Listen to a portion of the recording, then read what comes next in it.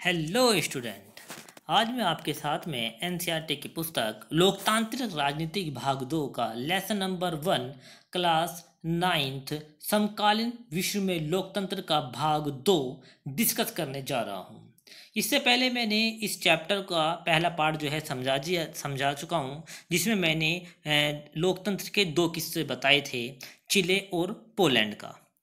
और इनके बारे में बताया था कि चिले और पोलैंड में लोकतंत्र की स्थापना जो है किस प्रकार होती है, और जो है चिले में किस प्रकार लोकतंत्र आता है और पोलैंड में किस प्रकार से लोकतंत्र आता है। अब हम उससे आगे की बात पढ़ेंगे और इसका जो दूसरा पार्ट है उसको हम पढ़ेंगे कि विश्व में लोकतंत्र के विस्तार के विभिन्न चरण, यानी किस प्रकार लोकतंत्र का विस्तार पूरे वर्ल्ड में होता है और ये जो हमारा लोकतंत्र है किस तरीके से पूरी दुनिया में फैलता है। इसके बारे में हम इस पूरी वीडियो नोट्स में पढ़ेंगे। चलिए पढ़ते हैं। 1989 में फ्रांसीसी क्रांति ने पूरे विश्व में जगह जगह लोकतंत्र की प्रेरणा दी। सबसे पहले लोकतंत्र की लड़ाई यहीं से हुई। यहाँ से बहुत ही महत्वपूर्ण क्वेश्चन आता है कि फ्रांसीसी क्रांति कब हुई। वो हुई थी 1789 में। फ्रांसीसी क्रांति हुई थी हमारी 1789 में। चलिए अगला पॉइंट हम पढ़ते हैं कि 1776 में अमेरिका स्वतंत्र हुआ। दुनिया का सबसे पुराना लोकतंत्र देश है, लेकिन यहाँ पर सार्वभौमिक वयस्क अधिकार नहीं था, यानी सभी को वोट डालने का अधिकार नहीं था। लेकिन दुनिया का सबसे पुराना लोकतंत्र कहाँ पर है? अमेरिका में। और अमेरिका कब स्वतंत्र हुआ? 1776 में ये स्वतंत्र हुआ। और 1787 में अमेरिका का संविधान, अमेरिका ने संविधान स्वीकार किया। यहाँ से कितने सारे क्वेश्चन बने कि अमेरिका कब स्वतंत्र हुआ, अमेरिका का संविधान जो है अमेरिका ने कब संविधान को स्वीकार किया, ये यहाँ से हमारे क्वेश्चन बनते हैं। अब हम इसमें आगे पढ़ते हैं। 19वीं सदी में लोकतंत्र के लिए होने वाले संघर्ष प्राय राजनीतिक समानता, आज़ादी और न्याय जैसे मूल्यों को लेकर होते थे। यानी 19वीं सदी में जो लोकतंत्र के लिए जो संघर्ष होते थे वो इन मुद्दों को लेकर होते थे। और उसमें एक मुद्दा और था, वो था वयस्क नागरिकों का मतदान का अधिकार, यानी सभी को मतदान का अधिकार मिले। अब ये सार्वभौमिक वयस्क मताधिकार होता क्या है, इसके बारे में हम पढ़ते हैं कि ये आखिर है क्या चीज़। यानी 18 वर्ष या उससे अधिक वर्ष के सभी को वोट का अधिकार, 18 या उससे अधिक वर्ष के सभी लोगों को वोट डालने के अधिकार को ही सार्वभौमिक वयस्क मताधिकार कहते हैं। इस अधिकार को पाने के लिए अलग अलग देशों में बहुत संघर्ष हुए। और हम जानेंगे कि ये जो सार्वभौमिक वयस्क मताधिकार है किस देश में कब आया, इसकी पूरी डिटेल हम जानते हैं। सार्वभौमिक वयस्क मताधिकार का काल 1893 में न्यूजीलैंड में दुनिया में सबसे पहले ये अधिकार न्यूजीलैंड ने अपने नागरिकों को दिया। यानी सार्वभौमिक वयस्क मताधिकार का जो अधिकार है वो 1893 में न्यूजीलैंड ने ये अपने नागरिकों को दिया था। उसके बाद 1917 में रूस ने, 1918 में जर्मनी, 1919 नीदरलैंड, 1928 ब्रिटेन, 1931 श्रीलंका, 1934 तुर्की, 1944 फ्रांस, 1945 जापान और हमारे भारत ने 10वें नंबर पर 1950 में अपने नागरिकों को यह सार्वभौमिक वयस्क मताधिकार दे दिया। यानी जब हमारा भारत आज़ाद हुआ तभी जो है हमें सार्वभौमिक वयस्क मताधिकार मिल चुका था। 1951 में अर्जेंटीना, 1952 में यूनान, 1955 में मलेशिया, 1962 में ऑस्ट्रेलिया, 1965 में अमेरिका। यानी 1965 में अमेरिका में सार्वभौमिक वयस्क मताधिकार मिला, और जबकि अमेरिका 1976 में ही स्वतंत्र हो चुका था। 1978 में स्पेन और 1994 में दक्षिण अफ्रीका में सार्वभौमिक वयस्क अधिकार लोगों को दिया गया। अब हमारी अगली हेडिंग आती है उपनिवेशवाद का अंत। सबसे पहले तो हम जानते हैं कि आखिर ये उपनिवेशवाद होता क्या है। शक्तिशाली राष्ट्र द्वारा निर्बल देशों पर नियंत्रण करना उपनिवेशवाद कहलाता है। यानी शक्तिशाली राष्ट्र द्वारा निर्बल देशों पर नियंत्रण करना जो है उपनिवेशवाद कहलाता है।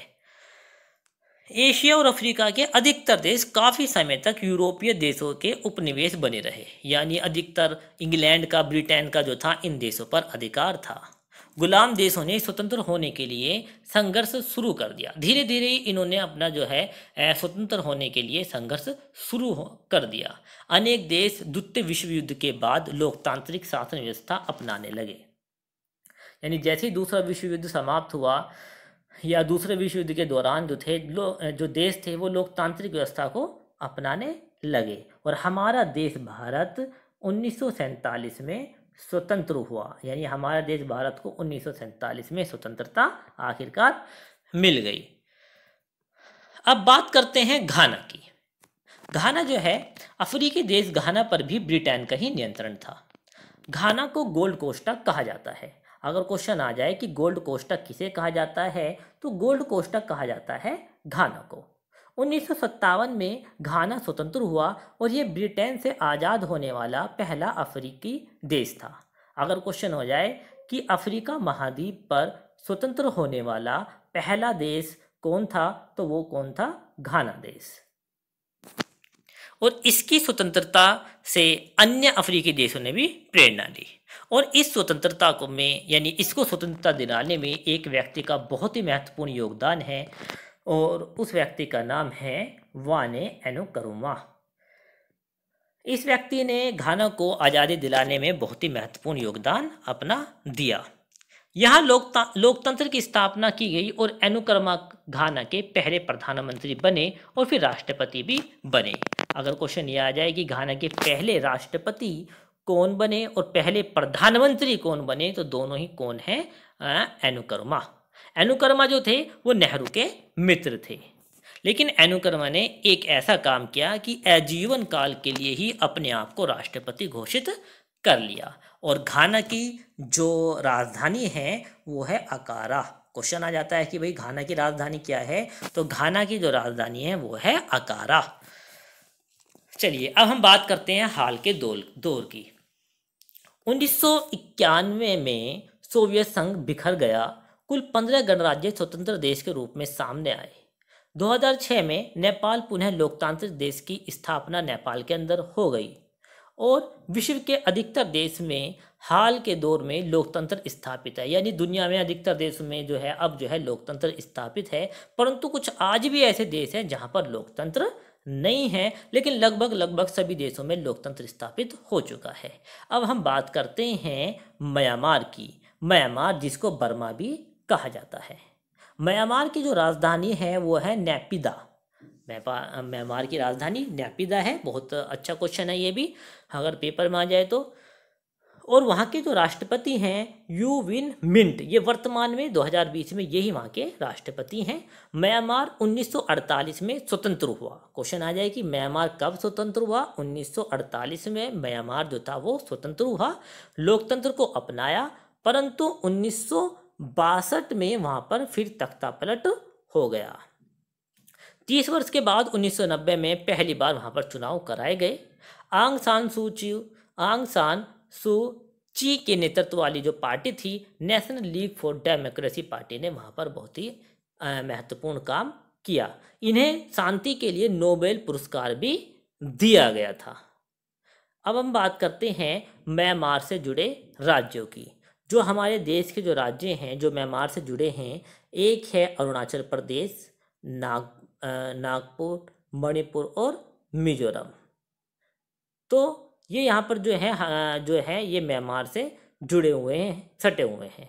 म्यांमार ने अपना जो नया संविधान है 30 मार्च 2011 को म्यांमार ने अपना संविधान बनाया। अब हम बात करते हैं विश्व स्तर पर लोकतंत्र।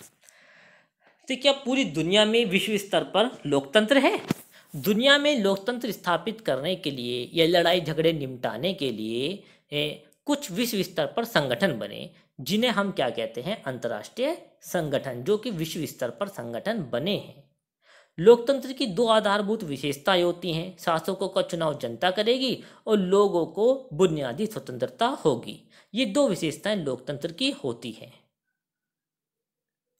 दुनिया की कोई विश्व सरकार नहीं है, यानी दुनिया की कोई विश्व सरकार नहीं है, एक सरकार पूरी दुनिया की नहीं है, परंतु फिर भी विश्व की एक संस्था है जो कुछ नियम कानून बनाती है, और उस संस्था का नाम है संयुक्त राष्ट्र संघ। ये वो संस्था है जो पूरी दुनिया के लिए नियम और कानून बनाती है। और अब हम पूरे डिटेल से संयुक्त राष्ट्र संघ के बारे में पढ़ेंगे, जो पूरे विश्व की संस्था है और विश्व के लिए कानून बनाती है। संयुक्त राष्ट्र संघ के बारे में पूरी डिटेल से हम अब इसमें पढ़ेंगे। ये पूरी दुनिया का वैश्विक संगठन है। और यहाँ से बहुत ही महत्वपूर्ण क्वेश्चन है, कई बार पेपर में आया है कि संयुक्त राष्ट्र संघ की स्थापना कब हुई है। कि 24 अक्टूबर 1945 को संयुक्त राष्ट्र संघ की स्थापना हुई। 50 देशों के पे इस टाइम पे इस पे हस्ताक्षर हुए थे, 50 देशों ने हस्ताक्षर किए थे। और इसका काम क्या है संयुक्त राष्ट्र संघ का? विश्व में शांति बनाए रखने के लिए, इसके लिए इसकी स्थापना की गई थी। यूएनओ का नाम अमेरिकी राष्ट्रपति रूजवेल्ट ने दिया। यहाँ से भी क्वेश्चन आ सकता है कि संयुक्त राष्ट्र संघ का नाम किसने रखा? अमेरिकी राष्ट्रपति रूजवेल्ट ने। और इसके टोटल सदस्य देश 193 हैं, और जो साउथ सूडान है इसका 193वां देश बना है। और भारत 1945 में ही इसका सदस्य बन गया था। अब यहाँ से भी क्वेश्चन आ सकता है कि यूएन के जो कार्यालय है उसकी कार्यालय की जो भाषा है वो कौन कौन सी है। तो यूएन के कार्यालय की दो भाषा है, एक है अंग्रेजी और दूसरी है फ्रेंच। लेकिन यहाँ पर दूसरी भाषाओं को भी मान्यता प्राप्त है। हम मान्यता प्राप्त भाषाओं को भी बता देते हैं कौन कौन सी भाषा जिन्हें मान्यता प्राप्त है। चीनी, रशियन, अरबी, स्पेनिश, इन भाषाओं को मान्यता प्राप्त है। और जो कार्यालय का काम है वो दो भाषाओं में होता है, अंग्रेजी में और फ्रेंच में। संयुक्त राष्ट्र के महासचिव इसके प्रशासनिक अधिकारी होते हैं।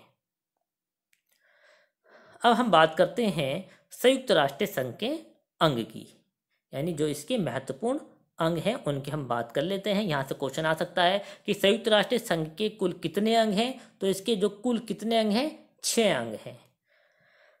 और एक एक अंग को हम बड़ी डिटेल से और बारीकी से पढ़ेंगे। पहले हम 6 अंगों के नाम पता कर लेते हैं। पहला है महासभा, दूसरा सुरक्षा परिषद, तीसरा आर्थिक एवं सामाजिक परिषद, चौथा प्रन्यास परिषद, पांचवा अंतर्राष्ट्रीय न्यायालय और छठा सचिवालय।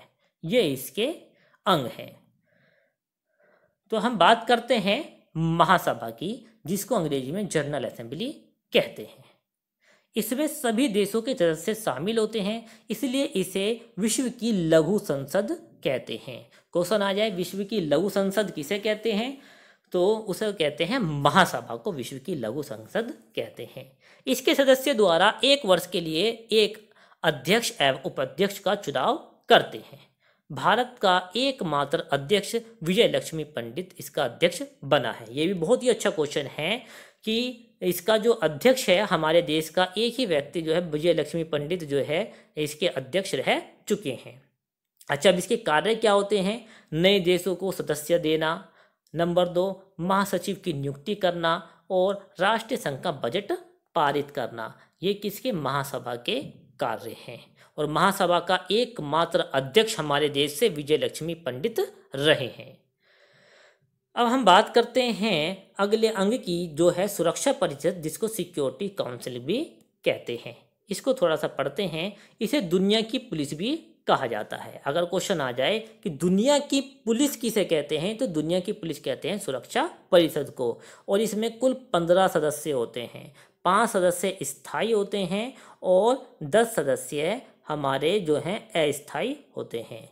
सबसे पहले हम बात करते हैं कि 5 स्थायी सदस्य कौन कौन से हैं। तो सबसे पहला इसमें चीन, अमेरिका, रूस, फ्रांस और ब्रिटेन, ये 5 सदस्य स्थायी हैं। पेपर में 5 के नाम आ जाते हैं, ये आ जाता है इनमें से कौन सा सदस्य है स्थायी सदस्य है या इनमें से कौन सा सदस्य स्थायी सदस्य नहीं है। मैंने एक कोड लिखा है यहाँ पर फ्रेश। इस कोड को याद कर लो, जैसे कि F से फ्रांस, R से रूस, A से अमेरिका, C से चाइना और E से इंग्लैंड। अगर आप फ्रेश याद कर लोगे तो आपको पांचों सदस्यों के नाम आसानी से याद हो जाएंगे। और ये जो पांच सदस्य हैं ये यहाँ के स्थायी मेंबर हैं, और जो अस्थायी सदस्य हैं वो कितने वर्ष के लिए चुने जाते हैं? 2 वर्ष के लिए ये चुने जाते हैं अस्थायी सदस्य।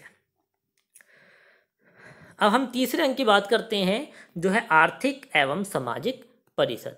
इसके कुल 54 सदस्य हैं और इसकी बैठक वर्ष में 2 बार होती है। अप्रैल में न्यूयॉर्क में होती है और जुलाई में जिनेवा में होती है। चौथे अंक की बात करते हैं, जिसका नाम है परन्यास परिषद। इसका काम होता है अविकसित देशों को सहायता करना। और पांचवा अंग है अंतर्राष्ट्रीय न्यायालय। अंतर्राष्ट्रीय न्यायालय, इसकी स्थापना 30 अप्रैल 1946 को की गई थी और इसमें न्यायाधीशों की संख्या 15 होती है। और ये बहुत ही महत्वपूर्ण क्वेश्चन है कि अंतर्राष्ट्रीय न्यायालय का कार्यालय कहाँ पर है? वो है नीदरलैंड में। ये क्वेश्चन पेपर में कई बार पूछा जा चुका है। ये कहाँ पर है? नीदरलैंड में है। अब हम बात करते हैं सचिवालय की। यूएनए के प्रतिदिन के कार्य करता है। सचिवालय क्या करता है? यूएनए के प्रतिदिन के कार्य करता है और इसका सबसे बड़ा अधिकारी महासचिव होता है। सबसे पहला महासचिव ट्रेगवैली है, यानी जो यूएनए का जो सबसे पहला जो महासचिव है वो ट्रेगवैली है। और वर्तमान में अगर महासचिव पूछे तो एंटोनियो गुतेरेस हमारे वर्तमान में महासचिव है। इनकी नियुक्ति सुरक्षा परिषद की सिफारिश पर महासभा करती है। अब हम एक और संस्था की बात करते हैं, जिसका नाम है अंतर्राष्ट्रीय मुद्रा कोष। इसका क्या काम है और ये है क्या? जब सरकार को पैसे की ज़रूरत पड़ती है तो उन्हें उधार देती है। और इसमें कुल 189 सदस्य हैं और इस सदस्यों को समान मताधिकार प्राप्त नहीं है। जितना जो भी देश धन निवेश करता है उसके वोट की वैल्यू उतनी ही ज़्यादा होती है। अब हम एक और संस्था की बात करते हैं, जिसका नाम है विश्व बैंक। अब ये क्या काम करती है? ये भी सरकार को कर्ज देती है। कर्ज देने से पहले ये संस्थाएं सरकार से हिसाब किताब दिखाने को कहती हैं और उनकी नीतियों में परिवर्तन करने के लिए दिशा निर्देश देती है। विश्व बैंक के अध्यक्ष अमेरिका के वित्त मंत्री या अमेरिका के व्यक्ति ही इसका अध्यक्ष जो है बनता है। बात करते हैं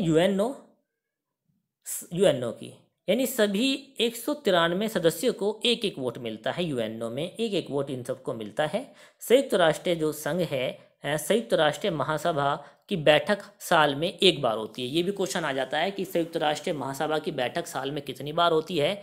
वो साल में एक बार होती है। और इसका जो स्वरूप है वो हमारे देश की संसद की तरह ही होता है। ये एक लोकतांत्रिक संगठन है।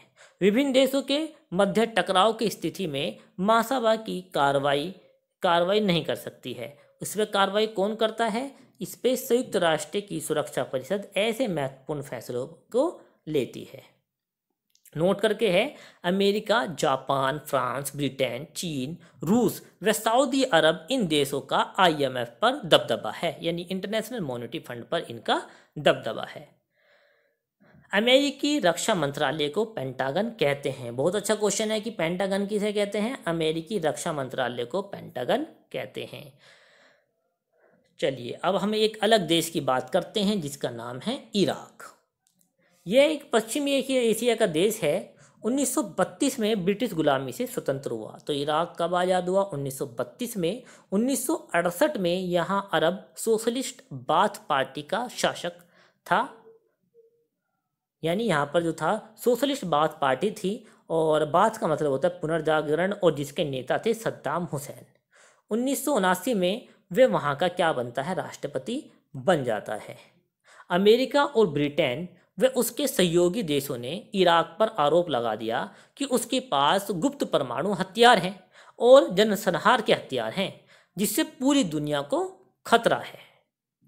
यूएनओ ने एक टीम भेजी जांच के लिए वहाँ पर वहाँ पर कोई भी हथियार नहीं मिले। फिर भी 2003 पर इराक पर हमला कर दिया गया। ये भी क्वेश्चन आता है कि इराक पर हमला कब किया गया? 2003 में अमेरिका ने हमला कर दिया। इसे सुरक्षा परिषद ने भी मंजूरी नहीं दी थी। महासचिव कोफी अन्नान ने इसे गैर कानूनी बताया और इराक की जो राजधानी है वो है बगदाद। अब हम कुछ पॉइंटों को लेते हैं जो आपके एनसीईआरटी में दिए हुए हैं, जैसे कि एक बात करते हैं जनमत संग्रह। जनमत संग्रह क्या होता है? जनमत संग्रह की बात कर लेते हैं कि सभी मतदाताओं के सामने कोई एक प्रस्ताव रखकर उस पर हाँ या ना में प्रत्यक्ष चुनाव जनमत संग्रह कहलाता है। हाँ या ना में सामने सबके सामने रखा जाता है, तो ये क्या है? प्रत्यक्ष चुनाव जो है जनमत संग्रह कहलाता है। अब हम बात करते हैं साम्यवादी शासन की।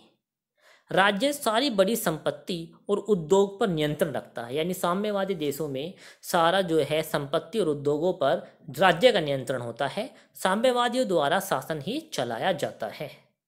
अगली हेडिंग है राजनीतिक बंदी, यानी राजनीतिक बंदी की बात करते हैं तो ये ऐसे लोगों जिनको सरकार खतरा मानती है, ऐसे लोगों को जिनको सरकार खतरा मानती है उन्हें नज़रबंद करके रखती है। अब बात करते हैं वीटो की कि आखिर ये वीटो है क्या। वीटो लातीनी भाषा का एक शब्द है जिसका अर्थ है मना करता हूँ। ऐसे क्वेश्चन आ सकता है कि वीटो जो है कौन सी भाषा का शब्द है? लातीनी भाषा का शब्द है। इसका क्या अर्थ होता है? इसका अर्थ होता है मैं मना करता हूँ। ये किसी भी फैसलों को रोकने का असीमित अधिकार है। अब लोकतंत्र के विस्तार में जो हमें मदद करते हैं वो कौन कौन से हैं जो लोकतंत्र में हमें मदद करते हैं? लोगों के संघर्ष, उपनिवेशवाद का अंत, लोगों की स्वतंत्रता की चाह, ये लोकतंत्र में हमारी मदद करते हैं। तो इस प्रकार ये हमारा जो चैप्टर है ये पूरा का पूरा फिनिश हो गया है और ये मैं आशा करता हूँ कि मैंने बहुत आसान भाषा में आपको इस पूरे चैप्टर को समझाने की कोशिश की है और एनसीईआरटी का कोई भी ऐसा पॉइंट नहीं छोड़ा है जो इम्पोर्टेंट हो और मैंने अपने इस वीडियो नोट्स में कवर ना किया हो। यानी अगर कोई भी क्वेश्चन आपके किसी भी एग्ज़ाम में आता है तो मेरे इस वीडियो नोट्स से बाहर से नहीं आएगा। और मैं आशा करता हूं कि मेरा वीडियो ये आपको पसंद आया होगा। अगर ये मेरा वीडियो आपको पसंद आया है तो इसे ज़्यादा से ज़्यादा शेयर करें और मेरे चैनल को सब्सक्राइब करें।